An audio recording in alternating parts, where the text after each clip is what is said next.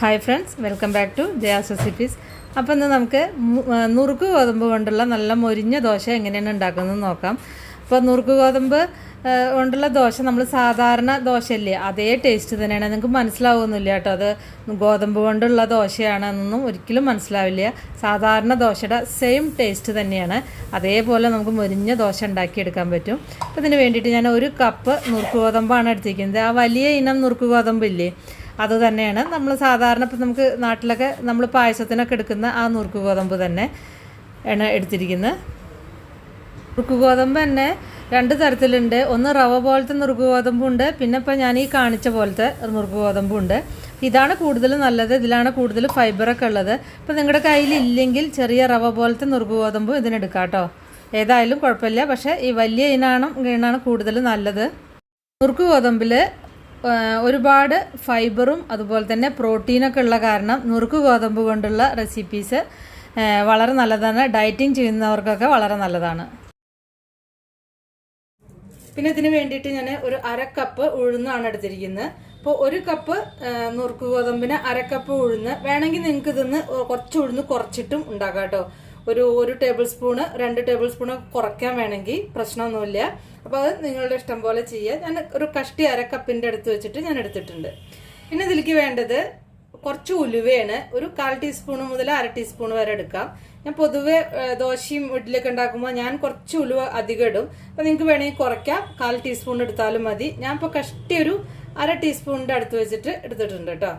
ഇനി വേണ്ടത് എന്താ വെച്ചാൽ ഇത് 3ഉം കൂടി മിക്സ് ചെയ്യുക. ഒരേ പാത്രത്തിൽ ഇട്ടാൽ മതി. എന്നിട്ട് നന്നായിട്ട് കഴുകിയതിൻ്റെ ശേഷം കുതിർത്താൻ വയ്ക്കുക. ഒരു 4-5 മണിക്കൂർ 4 മണിക്കൂർ എന്തായാലും വേണ്ടി വരും. അത്രയും മതി, കുറേ നേരമൊന്നും ആവശ്യമില്ല. ഒരു 4-5 മണിക്കൂർ കുതിർത്താൻ വെച്ചാൽ മതി.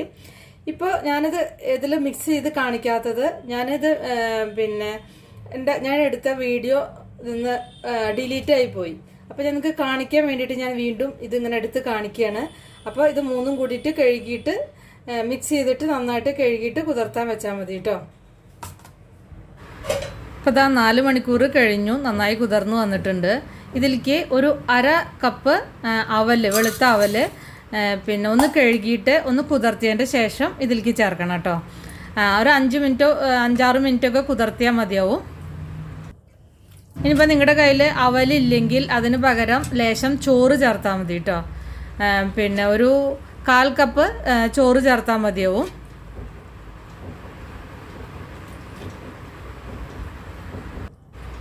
ഇനി ഇത് മിക്സിയുടെ ജാറിലേക്ക് ഇടുക.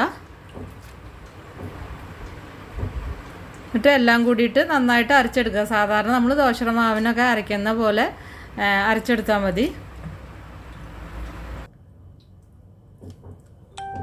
ഇപ്പോൾ നുറുക്ക് ഗോതമ്പും ഉഴുന്നും ഉലുവയും ഒക്കെ ഇട്ടു. ഇനി നമുക്ക് ഈ കുതിർത്തിയ അവലും കൂടി ഇതിലേക്ക് ചേർത്തിട്ട് സാധാരണ നമ്മൾ ദോശയ്ക്ക് എടുക്കണ പോലെ അരയ്ക്കുക. കുറച്ച് വെള്ളമായിട്ട് അരയ്ക്കണം. ആദ്യം കുറച്ച് വെള്ളം ഒഴിച്ചിട്ട് മാത്രമേ അരയ്ക്കാവൂ, അല്ലെങ്കിൽ ആ നുറുക്ക് ഗോതമ്പ് ശരിക്കും അരഞ്ഞു കിട്ടില്ല കേട്ടോ. കാരണം അത് നല്ല ഫൈബർ ഉള്ളതാണ്. അത് കാരണം അരഞ്ഞു കിട്ടാൻ കുറച്ച് ബുദ്ധിമുട്ടാവും. അപ്പോൾ അത് ഞാൻ അരച്ചെടുത്തിട്ടുണ്ട്. അപ്പോൾ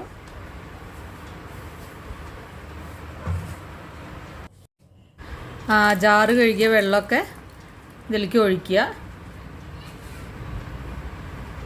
എന്നിട്ട് ഇതിലേക്ക് ആവശ്യത്തിന് ഉപ്പിടുക. പിന്നെ ഞാനൊരു കാര്യം പറയാം, വല്ലാതെ ചൂടുള്ള സ്ഥലങ്ങളിലാച്ചാൽ ഉപ്പിടാതെ, അതായത് ഉപ്പിട്ട് കഴിഞ്ഞ് പിന്നെ ചിലപ്പോൾ പുളി കൂടിപ്പോവും. അപ്പോൾ നിങ്ങൾക്ക് പുളി അധികം വേണ്ട എന്നുണ്ടെങ്കിൽ ഉപ്പ് രാവിലെ ഇട്ടാൽ മതി, അതായത് നെക്സ്റ്റ് ഡേ ഇട്ടാൽ മതി കേട്ടോ. ഞാനിപ്പോൾ ഇത് ഉപ്പിട്ട് വെച്ചപ്പോൾ വല്ലാതെ പുളിച്ച് വന്നിട്ടുണ്ടായിരുന്നു. കാരണം ഇവിടെ ചൂട് കൂടുതലാവുക കാരണം. അപ്പോൾ ഇത് നന്നായിട്ട് മിക്സ് ചെയ്യുക. ഉപ്പിട്ടിട്ട് നമ്മൾ കൂടുതൽ ചേർക്കേണ്ട, ഒരു ലേശം ഉപ്പിട്ട് മതി. പിന്നെ ആവശ്യത്തിന് പിറ്റേ ദിവസം ചേർത്താൽ മതി. ഇത് പുളിക്കാനായിട്ട് അടച്ചു വയ്ക്കാം കേട്ടോ. ഞാനിപ്പോൾ ഇത് രാത്രിയാണ് വെക്കണത്. അപ്പോൾ നോക്കാം, ഇത് കണ്ടില്ലേ, ഇത് നല്ല പുളിച്ച് വന്നിരിക്കുന്നു. ഞാൻ ആ അടപ്പ് മാറ്റിയിട്ടുണ്ടായിരുന്നു കേട്ടോ. അപ്പോൾ നല്ല പുളിച്ചിട്ടുണ്ടായിരുന്നു. കാരണം ഇവിടെ ഞാനിപ്പോൾ ഇത് ഷൂട്ട് ചെയ്യുമ്പോൾ 45 ഡിഗ്രിയാണ് ഇവിടുത്തെ ചൂട്. അപ്പോൾ അത് കാരണം നല്ല പുളിച്ചു, കണ്ടില്ലേ. നന്നായിട്ട് മിക്സ് ചെയ്യുക. ഈ സമയത്ത് നമുക്ക് ആവശ്യത്തിനൊക്കെ ഇനി ബാക്കി ഉപ്പൊക്കെ ചേർത്ത് കൊടുക്കുക. അപ്പോൾ അത്രേ വേണ്ടൂ. അപ്പം ഞാനിതിൽ വെള്ളം ചേർത്തപ്പോൾ കുറച്ച് വെള്ളം അധികമായി കേട്ടോ. കാരണം നമ്മൾ അവല് ചേർക്കുമ്പോൾ പൊതുവെ അങ്ങനെയാണ്, വെള്ളം പിന്നെ ഒഴിക്കുമ്പോൾ വളരെയധികം ശ്രദ്ധിക്കണം. ഇപ്പോൾ ഇതാ ചൂടായ ദോശക്കല്ലുമ്പിൽ നമ്മൾ ദോശ ചുടണ പോലെ തന്നെ ചുട്ടെടുക്കുക. വേറെ പ്രത്യേകിച്ച് ഒന്നുമില്ല. ഇതിൻ്റെ ടേസ്റ്റും സാധാരണ ദോശ പോലെ തന്നെയാണ്, ഒരു വ്യത്യാസമില്ല. നല്ല അതേപോലെ തന്നെയാണ്. പക്ഷേ ഇതിന് കുറച്ചും കൂടി ഹെൽത്തി ആണെന്ന് മാത്രം. കാരണം ഇതിൽ ഫൈബറൊക്കെ കൂടുതലുള്ള കാരണം, പിന്നെ ഒരു പ്രോട്ടീൻ കണ്ടൻറ്റൊക്കെ ഉള്ള കാരണം. മറ്റേത് വൈറ്റ് റൈസിൽ പറഞ്ഞാൽ കാര്യമായിട്ട് ഒന്നുമില്ല. ഇനി നെയ്യോ എണ്ണയൊക്കെ തൂവി കൊടുക്കാം. പക്ഷേ അതിന് മുന്നേ ശ്രദ്ധിക്കണം, ഇതൊന്ന് മീഡിയം ടു ലോ ഫ്ലെയിമിലാക്കിയതിൻ്റെ ശേഷം അതിലത്തെ വാട്ടർ കണ്ടൻറ്റ് അതിൻ്റെ മീതെ നല്ല ഡ്രൈ ആയതിൻ്റെ ശേഷം മാത്രമാണ് നിങ്ങൾ എണ്ണയോ നെയ്യോ അതൊക്കെ പരട്ടി കൊടുക്കാവൂ. അല്ലെങ്കിൽ നമുക്ക് ക്രിസ്പി ആയിട്ട് കിട്ടില്ല കേട്ടോ. അപ്പോൾ നല്ല ഡ്രൈ ആയ ദോശയുടെ മീതെ മാത്രമാണ് എണ്ണ അല്ലെങ്കിൽ നെയ്യ് എന്തായാലും ഒഴിച്ചു കൊടുക്കാവൂ. ഇപ്പോൾ കണ്ടില്ല, നല്ല ക്രിസ്പി ആയിട്ട് നല്ല മൊരിഞ്ഞ ദോശ കിട്ടിയിട്ടുണ്ട്. അപ്പോൾ നമ്മൾ സാധാരണ ഉണ്ടാക്കുന്ന ഏത് ചട്നിയുടെ കൂടി, ഉള്ളിച്ചമ്മന്തിയോ അല്ലെങ്കിൽ നാളികേര ചട്നിയോ ഏതിൻ്റെ കൂടിയും കഴിക്കാൻ നല്ല സൂപ്പർ ടേസ്റ്റാണ്.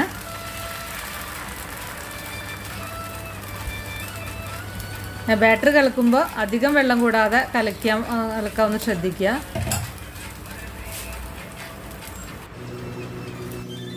അപ്പോൾ ഇതാ ദോശയൊക്കെ റെഡിയായി. നിങ്ങൾ ഇതുപോലെ ഒന്ന് ഉണ്ടാക്കി നോക്കിയിട്ട് നിങ്ങളുടെ ഫീഡ്ബാക്കൊക്കെ ഒന്ന് അറിയിക്കണം കേട്ടോ. ഇഷ്ടപ്പെട്ടാൽ ഒന്ന് ലൈക്ക് ചെയ്യുക, അല്ലെങ്കിൽ നിങ്ങൾക്ക് ഡിസ്ലൈക്ക് ചെയ്യാം. അതുപോലെ തന്നെ നമ്മുടെ ചാനൽ സബ്സ്ക്രൈബ് ചെയ്തിട്ടില്ലെങ്കിൽ ഒന്ന് സബ്സ്ക്രൈബ് ചെയ്യണം കേട്ടോ. ജയാസ് റെസിപ്പീസ് ഫേസ്ബുക്ക് പേജ് ഉണ്ട്, അതൊന്ന് ലൈക്ക് ചെയ്യാനും ഫോളോ ചെയ്യാനൊന്നും മറക്കണ്ട. അപ്പോൾ നമുക്ക് വേറെ ഈസി റെസിപ്പി വീണ്ടും കാണാം. താങ്ക്